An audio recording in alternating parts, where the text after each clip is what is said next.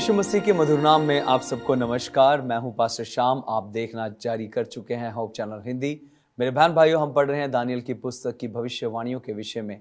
आइए हम आज अपने अध्ययन में जाएंगे और आज हमारे बीच में अतिथिगण हैं हमारे, जो इस दानियल की पुस्तक में हमारी मदद करेंगे समझने में। हमारे बीच में है पास्टर लाल और पास्टर अरुणवर्ड। आपका स्वागत है। आइए हम अपने अध्ययन को शुरुआत करेंगे पास्टर लाल जी के साथ प्रार्थना के साथ। हमारे दयालु प्रभु, तेरा धन्यवाद देते हैं, चाहते हैं जैसे अब तक तूने हमें अपनी समझ दी है अपने भेदों को समझने की, इस एपिसोड में भी तू हमारी अगुवाई कर, अपनी महिमा में ढाल, यीशु के नाम से आमीन। आमीन आमीन। बहुत बहुत धन्यवाद पास्टर जी प्रार्थना के लिए।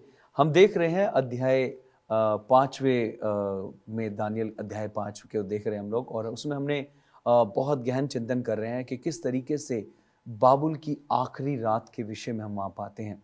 और हमने देखा है कि किस तरीके से दानियल की पुस्तक के अंदर के वहाँ पर एक हाथ आता है। हमने पिछले अध्याय के अंदर इस विषय में पढ़ा है एपिसोड में।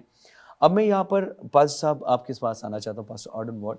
वहाँ पर हमने देखा है कि एक हाथ आता है, लिखकर वहाँ पर जाता है, और वहाँ पर लोगों के हाथ पैर ढीले पड़ जाते हैं। हमने भविष्यवाणियों में भी देखा किस तरीके से यशायाह में लिखा। अब सवाल ये आता है कि वहाँ पर जो लिखा गया था, तो वहाँ पर उन्होंने पंडितों को बुलाया, अपने बुद्धिजीवियों को बुलाया, लेकिन कोई उस भेद को ना तो पढ़ सका ना बता सका। तो यहाँ पर परमेश्वर ऐसे कौन से शख्स को माध्यम बनाता है जिसके द्वारा वो भेद वहाँ पर प्रकट होता है? जी pastor ji. Thank you so much भाई साहब। और सही में बहुत अच्छा प्रश्न है।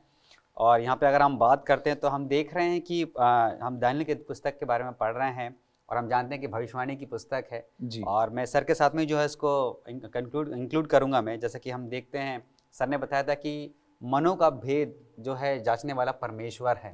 और अगर हम बात करते हैं तो यहाँ पे परमेश्वर ने किसको चुना वो भेद की बात बताने के लिए जी। तो मेरे पे हम देखते हैं, क्योंकि उस समय राजा महाराजाओं जो लोग होते थे, वो अपने अपने राज्य को बढ़ाने के लिए वो बुद्धिजीवी लोगों का इस्तेमाल करते थे, है ना, तांत्रिक मंत्री लोगों का जो वो करते थे, ताकि इन लोगों के द्वारा जो है इनका राज्य क्या हो सके, फैल सके।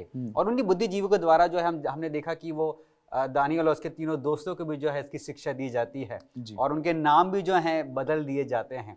तो यहाँ पे अगर हम बात करते हैं तो मैं वचन पढ़ना चाहूंगा। अगर हम दानियल की पुस्तक उसका 5वां अध्याय उसका 11 वचन में हम देखते हैं, तो वहां पे कहता है 10 में पढ़ना चाहूंगा। वहां पे कहता है, राजा और प्रधानों के वचनों को सुनकर रानी भोज के भवन में आई और कहने लगी, हे राजा, तू युग युग जीवित रहे, अपने मन में ना घबरा और ना उदास हो।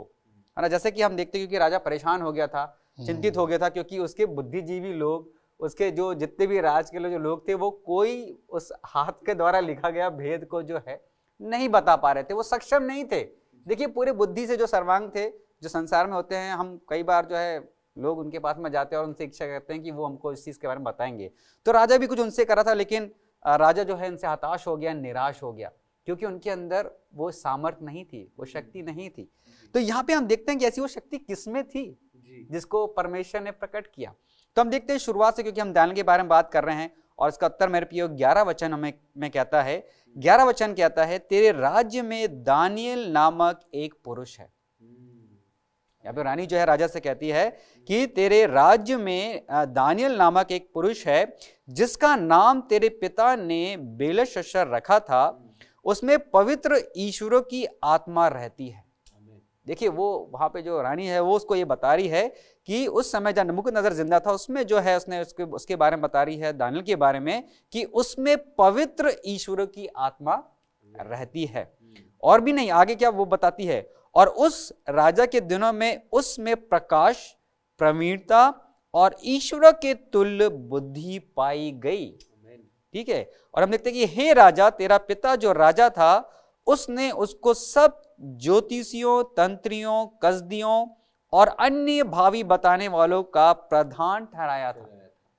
तो यहां पे हम देखते हैं मेरे प्रियो कि ये रानी जानती थी उस समय, वो उसके मन में भी जो है वो था कि दानियल ही एक ऐसा व्यक्ति है, जब उसने देख लिया कि सब ज्योतिषी जो हैं, जो आकाश का जो बताया कि किस तरह से वो जो करने वाले उन्होंने वो भी हार गए। बुद्धिजीवी जो थे वो भी जो है नहीं बता पाए कि उस हाथ में उसने क्या वहां पे लिखा, उसकी समझ जो है उनके पास में नहीं थी।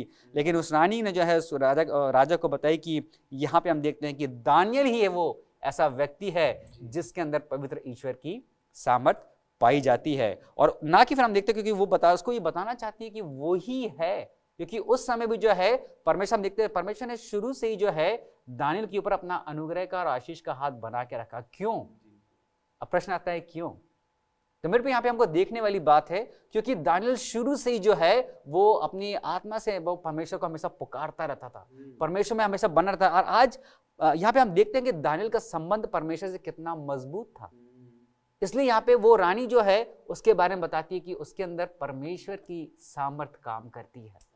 तो मेरे पे कई बार जो हम ये सोचते हैं कि क्या मनुष्य के अंदर वो सामर्थ पाई जाती है, हमारे मन में भी प्रश्न आते हैं। लेकिन यहाँ पे हम देखते हैं कि सच्ची में अगर हम परमेश्वर की आज्ञाओं का पालन करते हैं, अगर उसके बताए हुए राह पे हम चलते हैं, तो जिस तरह से परमेश्वर ने दानियल को इस्तेमाल किया, और हम देखते हैं ना कि सिर्फ अभी हम बेलशस्सर की बात नहीं करते, नबूकदनेस्सर के समय में जैसे सर ने बताया पहला, दूसरा, तीसरा, चौथे अध्याय तक परमेश्वर ने दानियल को अपने काम के लिए इस्तेमाल किया।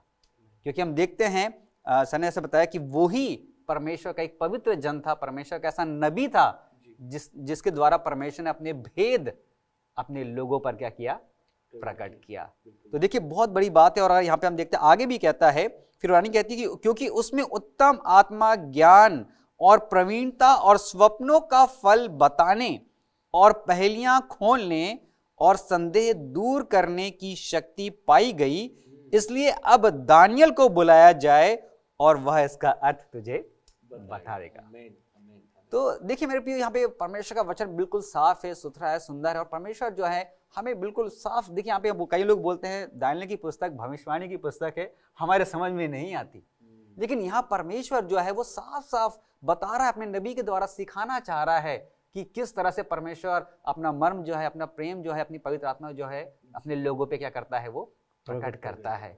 और दानियल के द्वारा जो है मेरे प्रिय हम देखते हैं उसने बेबीलोन को जो है, या बेबीलोन में लोगों को, और खासकर इस समय हम बेलशस्सर के जब बात करते हैं तो परमेश्वर का वचन उसने उसके सामने जो है प्रकट किया। बहुत बहुत धन्यवाद पास्टर जी इन विचारों के लिए। सच में जिस तरीके से पास्टर जी ने कहा था कि जब परमेश्वर का आत्मा जिसमें होता है वो ही उन भेदों को बता सकता है। और यहाँ पर जो है वो रानी आती है, वो भी इस विषय में कहती है कि उसमें ईश्वरों की आत्मा पाई जाती है। बहुत बहुत धन्यवाद इन विचारों के लिए। प्रिय दर्शकों, आप कहीं मत जाएगा, हमारे विचार, ये अध्ययन यूं ही चलता रहेगा। मिलते हैं आपसे एक छोटे से ब्रेक के बाद।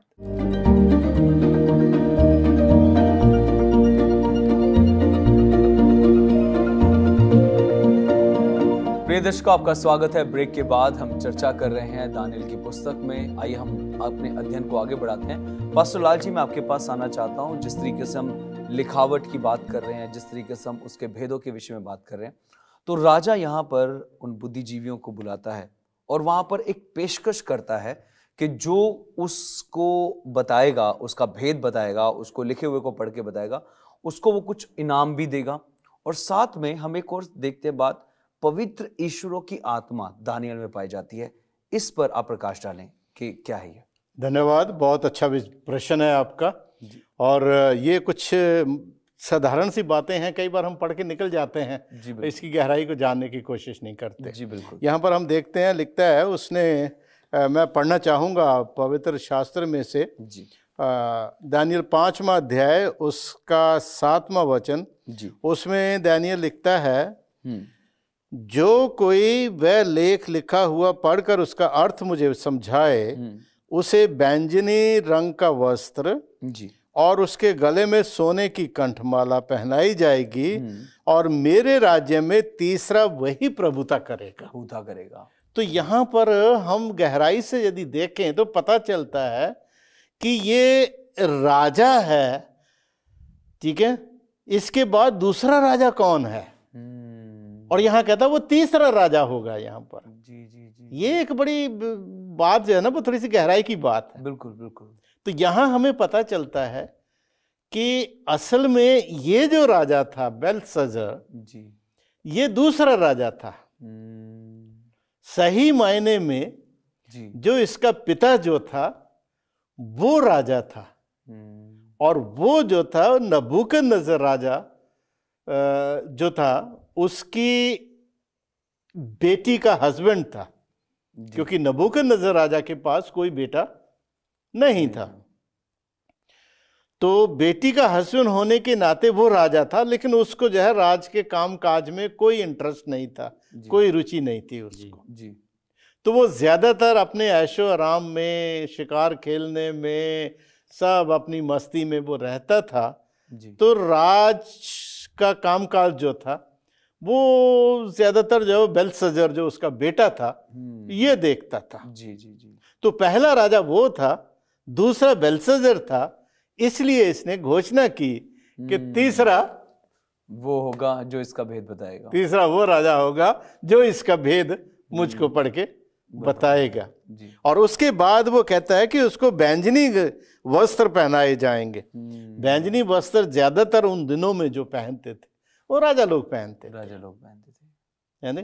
तो राजा लोग पहनते थे, कंठमाला उनके गले में पहनाई जाएगी। It means he will be honoured as a king. बिल्कुल बिल्कुल। एक राजा की हैसियत से उसका क्या किया जाएगा? सम्मान किया जाएगा, उसका सम्मान किया जाएगा। जी जी, है ना? उसको सम्मानित किया जाएगा। तो इसलिए उसने क्या किया, यहाँ पर ये कहा कि वो तीसरा राजा होगा। तो उसको उपहार उसने क्या दिया, इनाम उसको क्या दिया कि ही विल बी किंग, वो राजा होगा भैया तीसरा। ठीक है ना? जी जी जी। और हम देखते हैं कि उसके जितने भी मंत्री तंत्री कसदी जितने भी थे वो तो नहीं बता सके। तब दानियल को बुलाया गया और जो नबूकदनेस्सर की बेटी थी वो नबूकदनेस्सर के साथ रही थी। तो नबूकदनेस्सर के टाइम के ऊपर जितने भी बड़े बड़े कार्य हुए थे, काम हुए थे, जैसे दूसरे अध्याय में हम देखते हैं दानियल की उस बड़ी मूर्त का दर्शन था जो नबूकदनेस्सर राजा ने देखा था। उस टाइम पे भी उसने अपने तंत्री मंत्री कसदी बुलाए थे। तो वो भी जो है वो ना तो राजा के स्वप्न को बता सके ना उसका भेद बता सके। तो उस टाइम पे भी दानियल सामने आया और दानियल ने आके उसका अर्थ उनको बताया। ठीक है ना? तो ये रानी जानती थी बहुत अच्छी तरह से, और ये इसकी माता थी, इसकी बेल्शस्सर की, है ना? ये इसकी माता थी। तो इस तरीके से इसको जब पता चला कि वहां पर ये हालत हो रही है और दीवार पे कुछ लिखा हुआ आया है जिसके कारण सब जब वो घबरा गए हैं, सब टूट गए हैं, सबका सत्यानाश हो गया। तो इसलिए फिर ये आई दिलासा देने के लिए कि तू घबरा मत भाई, तुम्हें बताने के लिए एक व्यक्ति है तेरे राज्य में जिसका नाम क्या है? दानियल है। और तेरे पिता ने नबूकदनेस्सर ने उसका नाम जो है वो क्या रखा था? बेल्शस्सर रखा था। बिल्कुल बिल्कुल। ठीक है, तेरा बेल्शस्सर उसका नाम रखा था। जी जी बिल्कुल। तो वो तेरे इस बात को पढ़ के बता सकता है। बिल्कुल। और वो एक्सप्लेन बताती है कि उसके अंदर पवित्र ईश्वरों का आत्मा उसके अंदर रहता है। तो पवित्र ईश्वरों का आत्मा का जो क्या कहना चाहिए कंसेप्ट है, जो विचार है, ये विचार जो है वो हमें जो है वो अन्य जातियों से आता है। ये बाइबल का मसीही विचार नहीं है ये। ठीक है। क्योंकि ज्यादातर जो अन्य जातियां हैं, विश्वास है, वो पॉलीथीइज्म में बिलीव करते थे। पॉलीथीइज्म का मतलब होता है एक से ज्यादा ईश्वरों में विश्वास करना। बिल्कुल। तो एक से ज्यादा ईश्वर वो माने जाते थे। तो एक से ज्यादा ईश्वरों का विचार रखते हुए उस रानी ने जो है उससे कहा कि उसके अंदर पवित्र ईश्वरों का की आत्मा जो है उसके अंदर रहती है। बिल्कुल बिल्कुल। लेकिन रियल में उसके अंदर कौन था? स्वर्ग का परमेश्वर और उसका आत्मा उसके अंदर। बिल्कुल बिल्कुल। ऐसे में अगर देखा जाए तो ईश्वर तो फिर बहुत सारे हो गए। हाँ, ईश्वर तो बहुत सारे हो गए। बिल्कुल बिल्कुल बिल्कुल, है ना? पर जब कभी बात होती है तो भाई ईश्वर तो एक ही है। ईश्वर तो एक ही है। बिल्कुल है, चाहे वो हिंदू हो, चाहे मुस्लिम हो, चाहे दुनिया का कोई भी विश्वास या रिलीजन क्यों ना हो, हम सब ये विश्वास करते हैं कि ईश्वर तो एक है, एक ही है। बिल्कुल। और जिस ईश्वर को एक कहते हैं हम, उस ईश्वर का तो कोई पता नहीं वो कहाँ है। और हम आपस में अलग अलग बांट के जो है एक दूसरे को नीचा करने में और लड़ाई झगड़े में लगे रहते हैं। मेरा विश्वास ज्यादा बड़ा, तेरा कम।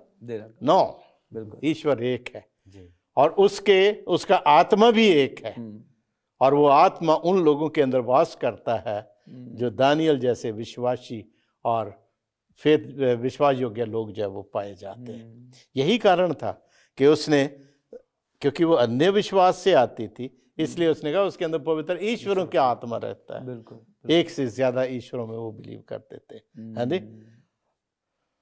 एकवाद, अनेकवाद, दो विचार हैं अलग अलग। जी। एकवाद जो एक में विश्वास करते हैं, अनेकवाद जो बहुतों में विश्वास करते हैं। बिल्कुल, ठीक है ना? जी। तो ये है सबसे बड़ी, तो इसलिए जो है दानियल उस रानी ने यहाँ पर इसका वर्णन किया। और हम देखते हैं कि जब दानियल आता है, जैसा पास्टर साहब ने बताया कि दानियल जो था उसके अंदर सामर्थ्य, जी, क्योंकि उसका संबंध किसके साथ था? सीधा परमेश्वर के सच्चे ईश्वर के साथ। भाषाओं को बनाने वाला, बोलियों को लोगों के दिलों पे राज करने वाला वही ईश्वर है। आमीन। चाहे वो कोई भी विश्वास में, कोई भी इंसान अपने लिए अलग अलग हौद खोद लेता है, लेकिन जो सच्ची जीवन की नदी है वो तो प्रभु यीशु मसीह, बिल्कुल स्वर्ग का परमेश्वर पिता है। बिल्कुल। बहुत बहुत धन्यवाद पास्टर जी आपके इन अच्छे विचारों के लिए, अध्ययन के लिए। प्रिय दर्शकों, आप कहीं मत जाइएगा, हमारा अध्ययन भी चलता रहेगा। मिलते हैं आपसे एक छोटे से ब्रेक के बाद।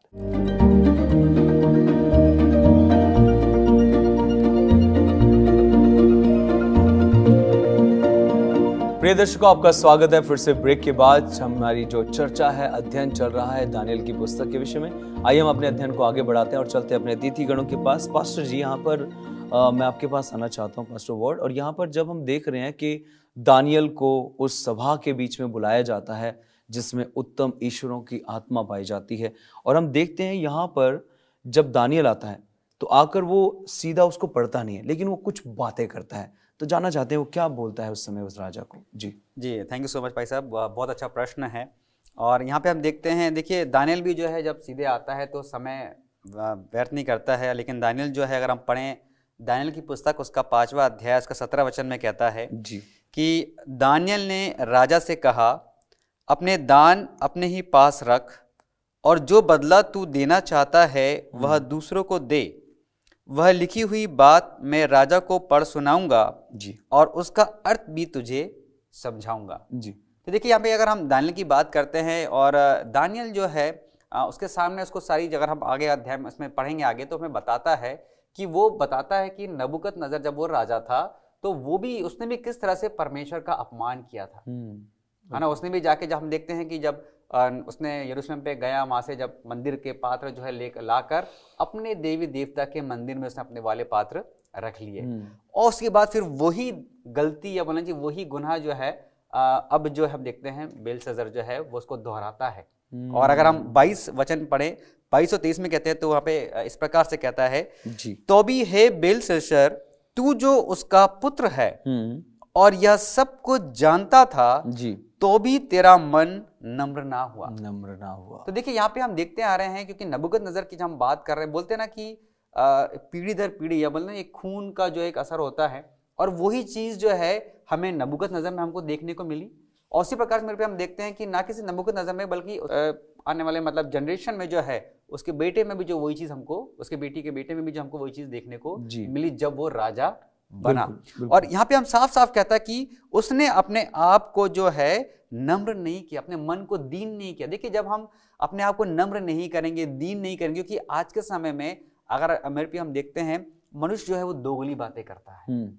और देखिए इसलिए वचन में हमने पैसा नहीं बताया था कि परमेश्वर मन को जांचता है।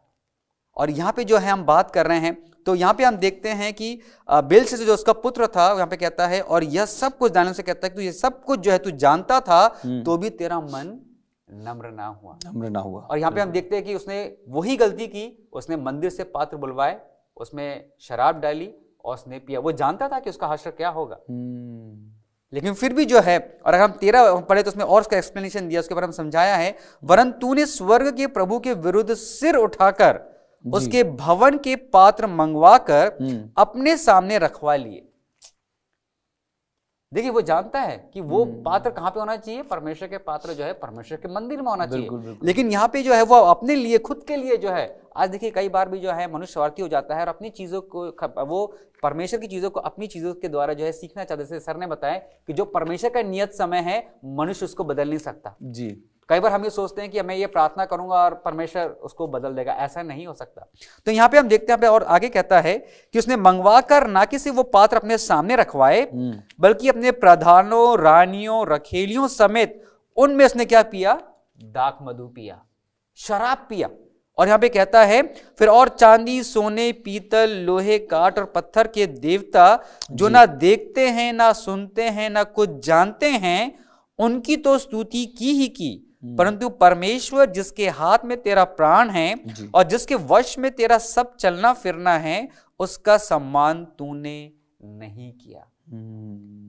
तो ऐसा नहीं है कि बेलशस्सर जो है वो परमेश्वर के बारे में नहीं जानता था जी, वो जानता था। और यहाँ पे हम देखते हैं कि कई बार, क्योंकि हम देखते हैं अभी तक जैसे हम पढ़ते हुए आ रहे हैं, दानियेल के बारे में कितने बार जो है परमेश्वर ने दानियेल को इस्तेमाल किया नबूकदनेस्सर के मन को हलीम करने के लिए। लेकिन मेरे भी कई बार जो है हम देखते हैं, और अंत के समय में भी जो है हम अगर बात करते हैं, जो हम अभी हम देख रहे हैं, क्योंकि हम अंत के समय में हम रह रहे हैं, तो परमेश्वर ने जो है हमको वचन में कहता है कि वो अपने लोगों के ऊपर अपना मन प्रकट करेगा। बिल्कुल। लेकिन कुछ ऐसे लोग भी जो होंगे जो अंत के समय में जिनका मन कठोर होगा, वो कठोर ही रहेंगे, उनको बदलने जो है मतलब अवसर नहीं मिलेगा। लेकिन यहाँ पे वही चीज हम देख रहे हैं कि बेलशस्सर का मन भी जो है कुछ इसी तरह से क्या हो गया था, कठोर हो गया था। और हम देखते हैं फिर किस तरह से जब उसने वो नहीं जाना कि परमेश्वर जो जीवन देने वाला है, जो प्राण देने वाला है, वो परमेश्वर को जो है उसने उसकी क्या करा, उसका अनादर किया, है ना। और उसी तरह से हम देखते हैं फिर इसलिए जो है हम देखते हैं कि जो भविष्यवाणी हुई ये उसका जो है उसके राज्य का जो है विनाश का कारण बना जी। जी, तो यहाँ पर ना एक बड़ा जो ध्यान देने योग्य बात है जी बस जी, इस लेख में, जैसा पास्टर आर्डर ने पढ़ा, बहुत अच्छी बात उन्होंने पढ़ा। उन्होंने कहा कि हे राजा, तू जानता था ये सारी सच्चाई, बिल्कुल ठीक है, तू इस सारी सच्चाई को जानता था, जानने के बाद भी तूने उसके ऊपर ध्यान नहीं दिया। बिल्कुल। तो संसार में कुछ पाप ऐसे हैं जो इंसान डेलिबरेटली करता है या सोच समझकर अपने क्या करता है, जानबूझकर जब वो पाप करता है। जी बिल्कुल। और कुछ पाप ऐसे होते हैं जो इंसान से गलती में, मिस्टेक में हो जाते हैं, जो इंसान नहीं चाहता लेकिन उससे हो जाता है जी। पर ये जानता था।